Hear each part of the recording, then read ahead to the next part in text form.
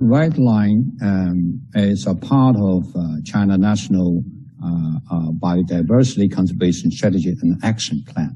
You know, we have formulated this strategy and action plan. We call it 2011 and 2030. We have the target or goal, short term by 2015. The goal is to strive to control effectively the declining trend of biodiversity in key areas. Midterm goal, that is by 2020, we'll strive to basically control diversity decline and loss. The long-term goal, that is by 2030, will achieve that biodiversity in China will be effectively protected.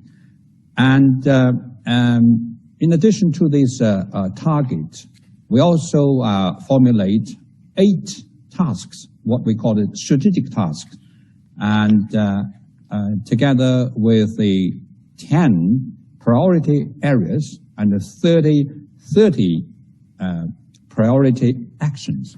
So red line areas is one of the strategic tasks, and is also included in the priority areas and 30 priority actions. It's part of our plan and it's a part of our strategy and actions. So previous speakers also mentioned about how to get the public participation in COP15. That is also included in the strategy.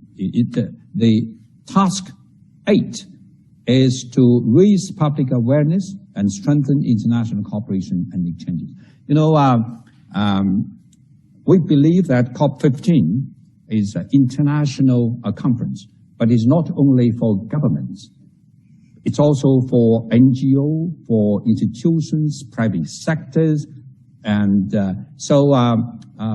during the conference, there will be fringe events which will involve the private sectors and academia, media, think tank, private institutions. The purpose is to get the public participation and to raise public awareness of ecological conservation. The same can be said about COP26. In addition to sending a senior government representatives for the conference, we are also going to set up what we call the China Corner in Glasgow. That will be participated by private sectors, companies, academia, think tank, college, universities.